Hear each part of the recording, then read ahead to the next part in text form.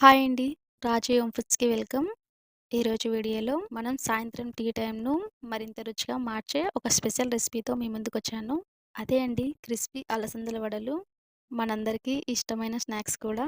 ఇది చాలా ఈజీగా ఇంట్లోనే చేసుకోవచ్చు. మీకు కూడా చాలా బాగా నచ్చుతాయి. ఒకసారి ట్రై చేసి చూడండి. టేస్ట్ కూడా చాలా బావుంటాయి. మరి ఇంకెందుకండి ఆలస్యం? ఎలా తయారు చేయాలో వీడియోలోకి వెళ్లి చూసేద్దాం. ఇప్పుడు ఒక బౌల్‌లో మనం తీసుకున్న అలసందలను వేసుకొని అలసందలు మునిగేదాకా వాటర్ వేసుకొని, ఈ అలసందలను ఒక 4 గంటల పాటు ఇలానే నానబెట్టేసుకోవాలి. 4 గంటల తర్వాత ఒక క్లాత్ తీసుకొని, అలసందల్లో ఉండే వాటర్ మొత్తం వంపేసుకొని, ఈ అలసందలను క్లాత్ పైకి తీసుకొని, తడనేది ఏమీ లేకుండా ఒక 10 నిమిషాల పాటు ఆరబెట్టుకోవాలి.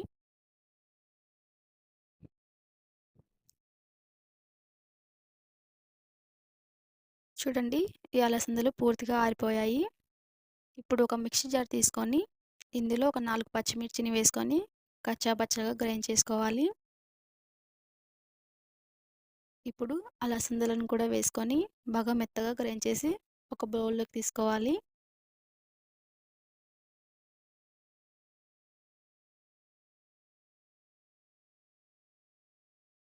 ఇప్పుడు ఇందులో ఒక చెంచా అల్లం పేస్టు, అలాగే టేస్ట్‌కి సరిపడా సాల్ట్ కూడా వేసి, సన్నగా తరిగిన కొత్తిమీర, అలాగే సన్నగా తరిమిన కరివేపాకు కూడా వేసి బాగా కలుపుకోవాలి.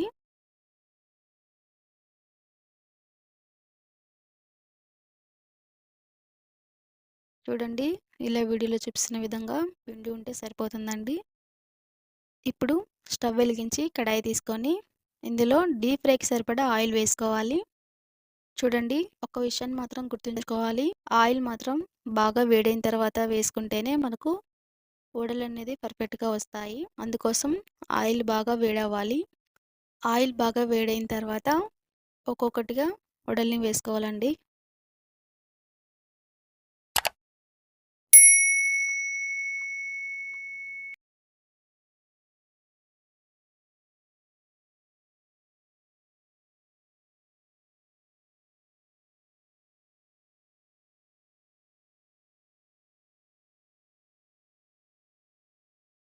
ఇలా ఒక్కొక్కటిగా వడల్ని వేసుకొని, ఇలా ఒకవైపు కాలిన తర్వాత మరొక వైపుకు తిప్పుకొని, మరొక వైపు కూడా ఇలానే డీప్ ఫ్రై చేసుకోవాలండి.